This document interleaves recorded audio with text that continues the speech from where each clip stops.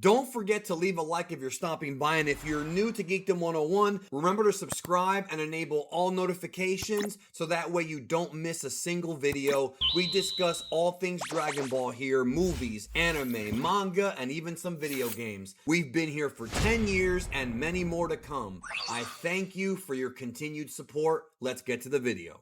After the huge lore dump that was Daima episode 10, we now have Dragon Ball Daima episode 11 called Densetsu, which means legend. Now, we saw in the next episode preview last week that we would have Vegeta squaring off against Tamagami 2, but that wasn't all. There were actually 2 fights in this episode, and the fights were very different. Well animated, beautiful fights.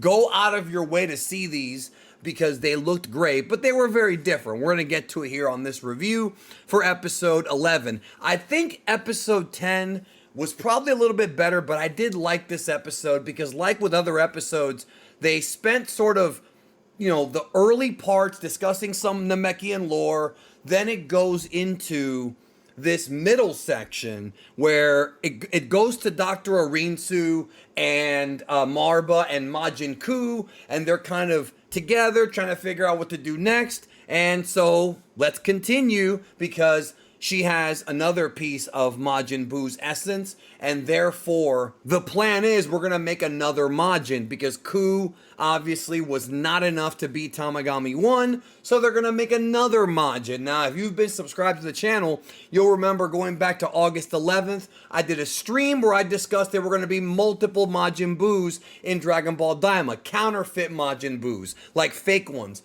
So we have our second one, and probably the last one here on this video. There is a piece of a sheet that went out recently that took the leaks from this channel of Marba, Marba, Majin Ku, and Majin Du, and then added 3 more characters underneath it, like Majin Marba and Majin Arinsu. The bottom 3 are fake. Those ain't gonna be in Dragon Ball Daima. That's fan art. Do not fall for that. However, Marba, Ku, and Du were gonna be obviously in Daima.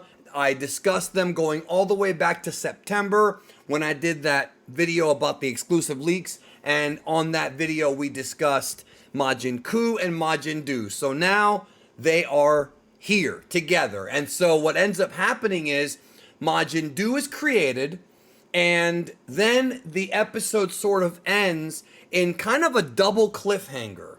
And that is Vegeta does go face Tamagami 2. And I do want to say I love Tamagami 2's palace. He's in this beautiful, it's different than Tamagami 3 because Demon World 2 is different. So there's a lot of water and there's waterfalls, really beautiful scenery. If you're a Majin, a Demon Realm member, obviously Demon Realm 2 seems to be the best place to live, right? It seems the most comfortable. Demon Realm 1 has the bottomless pit and those floating islands, and Demon World 3 has that. Demon World 1 has some floating islands, but it seems to rain a lot.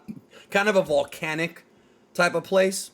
So, Demon World 2 seems like the most comfortable. First of all, I love Tamagami 2's design. He's got a spear / trident that he uses as a weapon.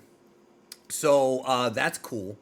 And he does face off against Vegeta, but the episode ends in a cliffhanger because Vegeta is swallowed by the Kraken. The Kraken eats Vegeta because they're fighting near the water.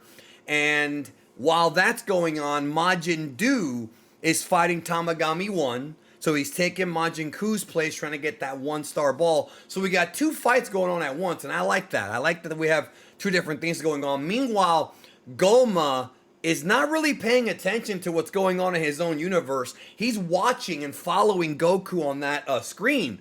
So, and Glorio and all them. So he doesn't even know that his own so-called friend, not really, Dr. Arinsu, is plotting to take the demonic Dragon Ball right under his nose. But the episode did keep me entertained. That's the most important thing. It really flew by. And, it really just sort of came and went. There wasn't any parts that I thought were relatively slow. There was a conversation between Neba and Piccolo that went into Katatsu, which is Piccolo's father. I talked about him both in my review last week and in my breakdown. If you haven't seen that breakdown video, like, I go real deep into the lore. And Toriyama's clearly rewriting things, and I've talked about how there are good retcons and bad retcons. For example, Goku being revealed to be an alien in the early parts of Dragon Ball Z, which was not the plan originally from Toriyama, that's a good retcon because that opened up the story to space travel and, you know, other Saiyans and things like that. So, change Dragon Ball forever, we can all agree on that. Bad retcon is when they do stuff like, for example, Piccolo not knowing how to speak Namekian, even though we literally see him speak Namekian to Kami during the 23rd tournament in Dragon Ball. They're talking to each other in Namekian language, but maybe Toriyama forgot that. I mean, he has been known to forget things from time to time. You know, not as much as people say he has, but, you know, it's just a weird choice, a very weird choice. Nevertheless, though, like I said, I was entertained. The Majin Do versus Tamagami 1 fight was really comedic, so you had that aspect. And then Vegeta Tamagami 2 was just badass. I mean, just a raw fight, you know, and Vegeta fought him in base form, so we haven't seen him go Super Saiyan just yet. I'm sure he will have to, because even Goku had to go to Super Saiyan, actually Super Saiyan 2, to keep up with and defeat Tamagami 3. There were a few Easter eggs in the episode that I'm going to save for the breakdown tomorrow. There was an Arale reference. There's a lot of extra tidbits that I'm going to get real deep into tomorrow. And I also want to promote, before we go any further with this review, that coming up on Sunday, I'll be joined by Dead Dark the Artist. We're going to be discussing Dragon Ball art as well as Daima episode 11. And then we've got episode 12 coming up next week, which I think is going to have a big surprise. I could be wrong, but I think it's going to have a big surprise. Unless, of course, you've been following this channel, you probably already know what I'm talking about. I don't want to discuss it in the review. For those who have not looked at leaks, I respect you, and I won't be revealing anything in these reviews, just talking about like the episodes themselves and some lore, but most of that will be in the breakdown. Something else that I really liked about the episode was that we got blood. We got blood, folks. I was wondering if they were going to keep the blood in when this show went to Fuji TV, because it was supposed to be a streaming show only. Then Fuji got the rights back in March, but there's blood. Tamagami slices part of Vegeta's cheek with his like trident spear thing, and there's a trickle of blood that comes down. So I know that might not be a big deal to a lot of people, but Dragon Ball Super had virtually no blood till Superhero, and I am not one of those guys that's like bloodthirsty, where I need all my anime to be like Ninja Scroll, where people are just gushing everywhere. I'm not that kind of guy, although that stuff can be fun, and I do like horror movies. But blood adds a layer of tension, and it adds, it's a storytelling tool that is used to say, okay, this is dangerous. Just like in real life when we bleed. So if used correctly, it works. And I think it worked here, even though it was a little bit of blood.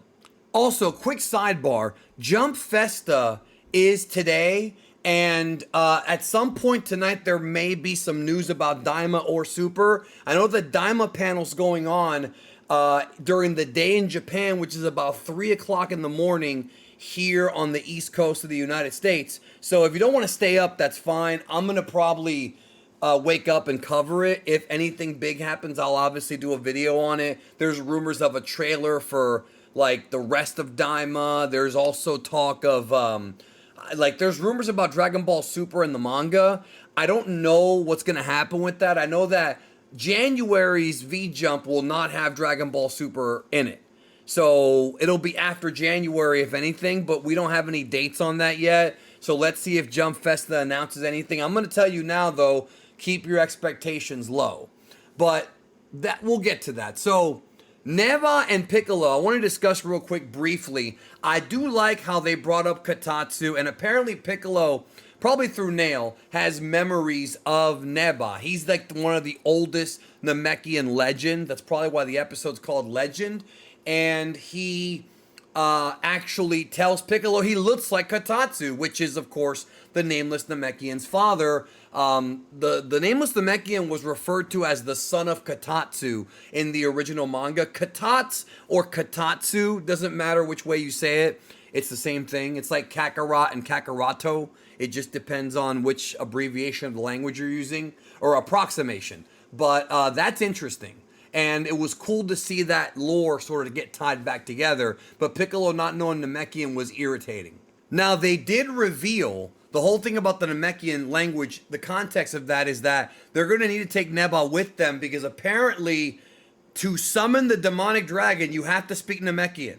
Now, that is like Porunga, because, of course, it's an originally made, by an original Namekian on, presumably whatever Demon World 2's version of Namekian language is. I guess it's still called Namekian, but it would probably be whatever existed way back. Like, these Dragon Balls are very old. They existed way back. And actually, now that we know that the Demon Realm existed prior to the multiverse, does that mean that the demonic Dragon Balls do predate the Super Dragon Balls?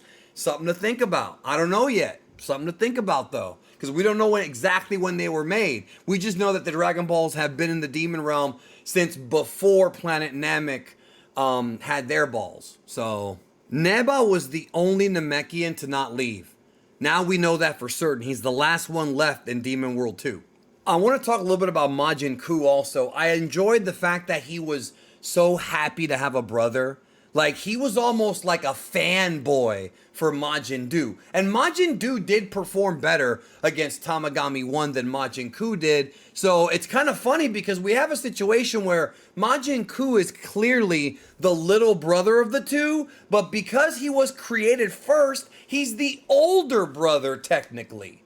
You know what I'm saying? But he's a mark, he's a fanboy for Majin Du because he wants a brother so bad. Like, Majin Ku is a funny character, and part of me hopes he doesn't get killed because he doesn't really seem all that evil. But yeah, they have a funny relation. They're like debating who should eat the chocolate. There are aspects of Majin Buu's character, of Fat Buu's character, in this Majin Du, but both characters, again, like I've said before, they're not meant to be taken super seriously. They're not on the same level of the real original Majin Buu. It's Marba and Dr. Arinsu trying to recapture that magic and having, no pun intended, and having trouble doing so.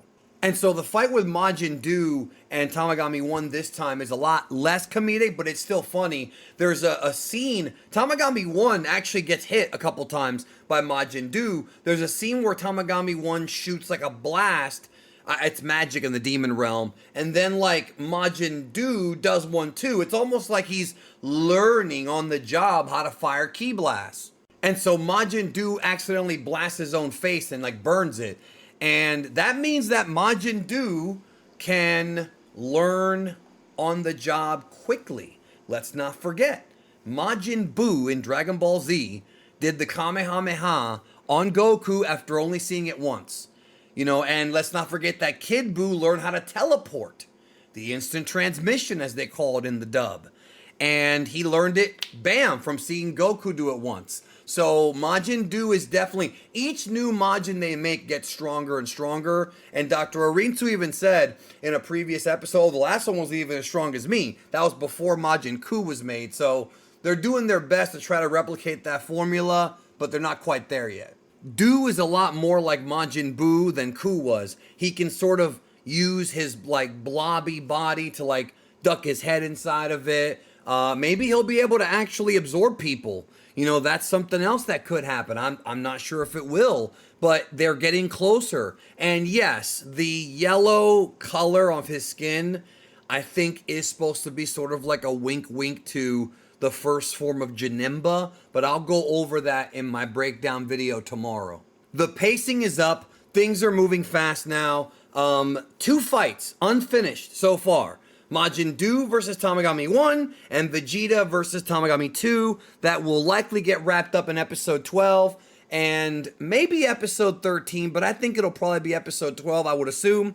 And then I would assume that by episode 13 or 14, the gang will actually be up in Demon World 1, and that's where things are going to get interesting because everyone's there. Goma's there, Arinsu's there. Things are going to get discovered. We shall see. But I like this episode a lot. The pacing is up. Daima's fun now. More fun than it was during those middle, like, episodes 5, 6, and 7. Even though I didn't hate them or anything, they could have sped it up a little bit. Things are happening now at a much quicker pace. So, I liked it. Had fun with it. What did you think? Let me know in the comments down below. I'll see you guys tonight, late, if there's any Daima information, or tomorrow for the breakdown.